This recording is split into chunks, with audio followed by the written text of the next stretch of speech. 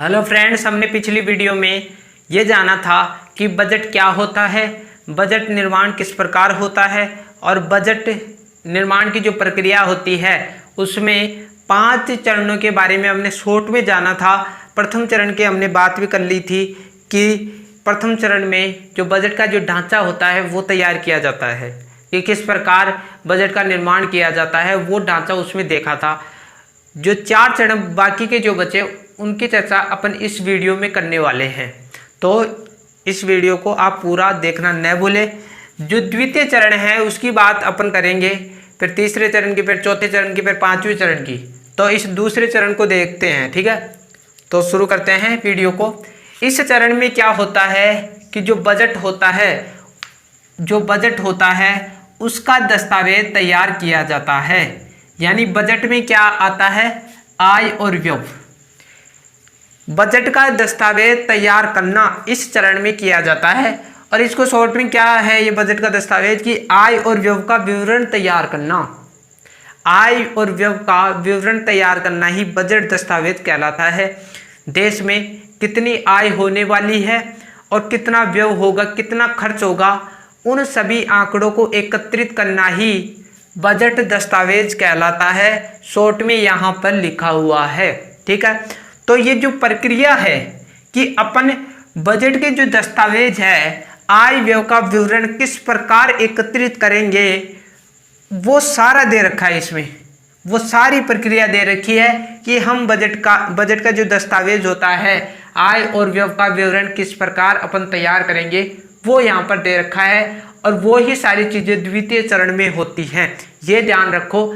यहाँ पर क्वेश्चन इस प्रकार उठेगा, यहाँ पर एग्जाम में क्वेश्चन इस प्रकार उठेगा कि बजट का दस्तावेज बजट निर्माण प्रक्रिया के किस चरण में पूरा किया जाता है। तो आप बताओगे द्वितीय चरण में बजट का दस्तावेज तैयार किया जाता है, ठीक है। तो अपन इसको शुरू करते हैं कि किस प्रकार क्या क्या प्रक्रिया होती है। सबसे पहले जो वित्त मंत्रालय होता है, मैंने पिछली वीडियो में साफ तौर पर बता दिया था कि जो बजट निर्माण प्रक्रिया में सबसे ज़्यादा योगदान वित्त मंत्रालय का होता है। वित्त मंत्रालय क्या होता है ये भी मैंने डिस्कस कर लिया था, तो वो वीडियो देखना न भूले। वित्त मंत्रालय सारे काम वही करता है, लेकिन ये अपनी संस्थाओं के माध्यम से इस कार्य को पूरा कर पाता है। क्योंकि अपन जानते हैं कि कोई भी बड़ा काम होता है, हेड ऑफिस एक होता है और उसके साथ बहुत सारी संस्थाएं जुड़ी होती हैं जो वो कार्य करती हैं। तो वित्त मंत्रालय सभी कार्य देखता है इसका। और वित्त मंत्रालय क्या करता है इस चरण में, देखिएगा। वित्त मंत्रालय सर्वप्रथम समस्त विभागों की मांगों को समस्त विभागों की मांगों को एकत्रित करता है। यानी ये लाइन ये बोल रही है कि जो वित्त मंत्रालय है वो सर्वप्रथम उससे जुड़े हुए जितने भी विभाग हैं, जितने भी उसकी संस्थाएं हैं, जितने भी उसके विभाग हैं, यानी जितने भी उसके विभाग हैं, उनकी मांगों को एकत्रित करता है कि वित्त मंत्रालय के जो विभाग है वो क्या बोल रहे हैं, क्या उनकी मांगे हैं, क्या पूरा करना है बजट में, वो सारी चीज़ें वित्त मंत्रालय जानता है। और उसके विभाग कौन कौन से होते हैं, जैसे प्रशासनिक मंत्रालय, योजना आयोग, नियंत्रक, महालेखा परीक्षक, ये प्रमुख इसके मंत्रालय होते हैं। तो इनके जो प्रमुख विभाग होते हैं ये, और इनकी जितनी भी मांगे होती हैं उनको सबसे पहले ये एकत्रित करता है, ठीक है। इसके बाद में क्या होता है, और वित्तीय नीति संबंधित मामलों में मंत्रिपरिषद में निर्णय लिया जाता है। यानी वित्तीय नीति संबंधित मामले, आय और व्यय संबंधित जितने भी मामले होते हैं उनमें मंत्रिपरिषद में निर्णय लिया जाता है। किनके द्वारा, मंत्रियों के द्वारा वित्तीय नीति संबंधित मामलों में निर्णय लिया जाता है। जब ये दोनों काम संपन्न हो जाते हैं, दोनों काम संपन्न होने के बाद आगे की प्रक्रिया जानो। इसके पश्चात अलग अलग दो भागों में आय और व्यय का विवरण तैयार किया जाता है। यानी ये दोनों काम हो जाते हैं तो अलग अलग भागों में आय और व्यय का विवरण तैयार किया जाता है। आय और व्यय का विवरण अलग अलग भागों में किस प्रकार, इसका अर्थ जानो। यह दो भाग बना दिए, ठीक है, इसमें आय और इसमें व्यय, यानी अलग अलग दो भाग अलग अलग बना दिए। एक भाग में आय के आंकड़े एकत्रित किए जाएंगे और दूसरे में व्यय के आंकड़े एकत्रित किए जाएंगे। इन दोनों को मिलाकर आंकड़े एकत्रित नहीं किए जाते हैं, ये ध्यान रखना। दो अलग अलग भागों में इनके आंकड़े संग्रहित कर लिए जाते हैं और जब ये आय और व्यय का जो विवरण तैयार हो जाता है अलग अलग भागों में, तो उसे ही अपन बजट दस्तावेज के नाम से अपन इसको जानते हैं। यानी जब दो अलग अलग भागों में आय और व्यय का विवरण तैयार हो जाता है और उसका दस्तावेज बन जाता है, यानी आय और व्यय के आंकड़ों को किसी पेपर या अन्य किसी वस्तु पर अंकित कर लिया जाता है, लेखांकन कर लिया जाता है। लेखांकन का मतलब उस चीज को लिखना, हिसाब किताब रखना। आय व्यय का ये जो लेखांकन जो शब्द है उसको परिभाषित मैंने पिछली वीडियो में कर दिया था कि लेखांकन क्या होता है कि लेखा प्लस अंकन, यानी लेखा का मतलब हिसाब किताब, कोई भी हिसाब किताब देख लो चाहिए, और दूसरे शब्दों में आय व्यय का विवरण। अंकन का मतलब किसी स्थान पर लिखना, स्थान का मतलब किसी पेपर पर लिखना, ये दोनों जाता है तो उसे लेखांकन कहते हैं। और यही चीज़ यहाँ पर की जाती है कि जो जितने भी आय और व्यय उसका विवरण तैयार करके किसी दस्तावेज में लिख लिया जाता है और उसको ही अपन बजट दस्तावेज कहते हैं। इस बजट दस्तावेज में ये होता है कि आने वाली कितनी आय हमें प्राप्त होगी, हमें नहीं सरकार को, ठीक है, सरकार कितनी आय प्राप्त होगी, व्यय कितना होगा, किन किन क्षेत्रों में हमें खर्च करना होगा आने वाले समय में। तो ये जो बजट दस्तावेज होता है वो इस प्रकार तैयार होता है। जब बजट दस्तावेज तैयार हो जाता है, ठीक है, जब बजट दस्तावेज तैयार हो जाता है तो जो वित्त मंत्री होता है उसके द्वारा फरवरी के अंतिम कार्य दिवस में, यानी वित्त मंत्री द्वारा फरवरी के अंतिम कार्य दिवस में लोकसभा में प्रस्तुत किया जाता है। यानी जो बजट दस्तावेज होता है उसको वित्त मंत्रालय द्वारा फरवरी के अंतिम कार्य दिवस में लोकसभा में प्रस्तुत किया जाता है। यहाँ पर 2-3 क्वेश्चन उठ सकते हैं, किस प्रकार उठेंगे मैं बता देता हूँ। बजट दस्तावेज को फरवरी के अंतिम कार्य दिवस में लोकसभा में किसके द्वारा प्रस्तुत किया जाता है, तो आप बताओगे वित्त मंत्री के द्वारा बजट दस्तावेज को फरवरी के अंतिम कार्य दिवस में लोकसभा में प्रस्तुत किया जाता है। क्वेश्चन इस प्रकार भी उठ सकता है कि वित्त मंत्री द्वारा बजट दस्तावेज को फरवरी के अंतिम कार्य दिवस में केंद्र के किस सदन में प्रस्तुत किया जाता है, तो आप बताओगे लोकसभा में, ठीक है, लोकसभा में इसको प्रस्तुत किया जाता है, ठीक है। और यदि समय के बारे में पूछ ले कि कब लोकसभा में, क्वेश्चन इस प्रकार उठ जाए कि वित्त मंत्री द्वारा बजट दस्तावेज को लोकसभा में कब प्रस्तुत किया जाता है, तो आप लिखोगे फरवरी के अंतिम कार्य दिवस में, ठीक है। अब ये लोकसभा में प्रस्तुत कर दिया गया। अब लोकसभा में प्रस्तुत करने के बाद इस पर भाषण दिया जाता है, यानी बजट पर भाषण दिया जाता है वित्त मंत्री के द्वारा और बताया जाता है वित्त मंत्री के द्वारा कि इस बजट में आखिरकार में नया क्या है, आगे जो आने वाला समय है उस टाइम क्या क्या किया जाएगा, वो सारी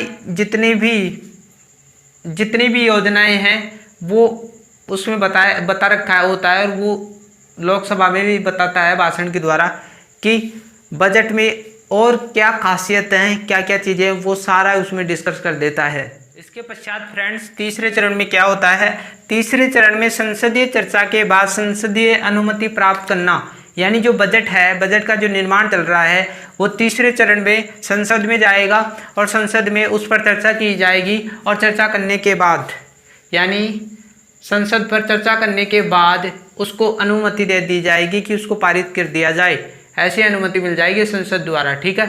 तो क्वेश्चन इस प्रकार आएगा कि बजट पर संसदीय चर्चा के बाद संसदीय अनुमति किस चरण में दिया जाता है, तो आप बताओगे तृतीय चरण में वो जो बजट है उसको अनुमति दे दी जाती है। ठीक है, इसमें क्या किया जाता है, इस चरण की शुरुआत संसदीय चर्चा से होती है। यानी जो तृतीय चरण है उसकी शुरुआत, तृतीय चरण की शुरुआत बजट की संसदीय चर्चा से होती है। ठीक है, इसमें क्या होता है कि संसद में विभिन्न मतों यानी जितने भी मत हैं उन पर चर्चा की जाती है। यानी विभिन्न मतों पर चर्चा करने के बाद बजट को अनुमति दे दी जाती है। यानी संसद में किसी भी प्रकार का मत हो उस पर डिस्कस करने के बाद, उस पर चर्चा करने के बाद बजट को पारित करने की अनुमति दे दी जाती है। ये मान लो कि इस तृतीय चरण में ही बजट को पारित कर दिया जाता है। इसके पश्चात फ्रेंड्स चौथा चरण यानी चतुर्थ चरण, इस चरण में क्या होता है कि बजट का क्रियान्वयन होता है। ठीक है, यह क्रियान्वयन किस प्रकार होता है, तो ये जो अधिनियम देख रहे हो ना आप, विनियोजन अधिनियम, इस अधिनियम के द्वारा बजट का क्रियान्वयन की जो प्रक्रिया होती है वो प्रारंभ की जाती है। यानी विनियोजन अधिनियम द्वारा बजट की क्रियान्वयन की प्रक्रिया को प्रारंभ कर दिया जाता है।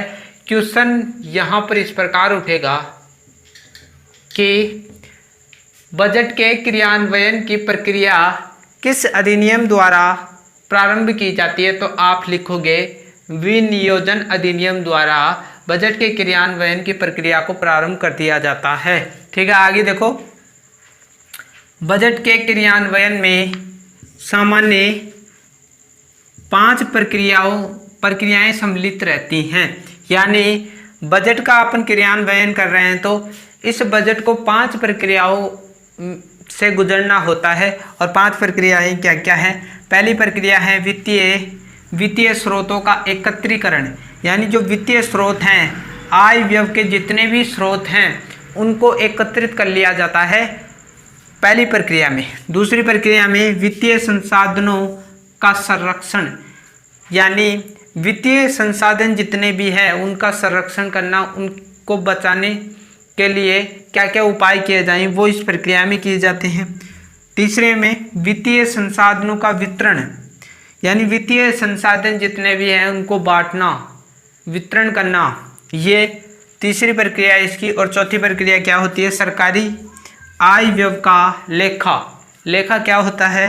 हिसाब किताब रखना, हिसाब किताब,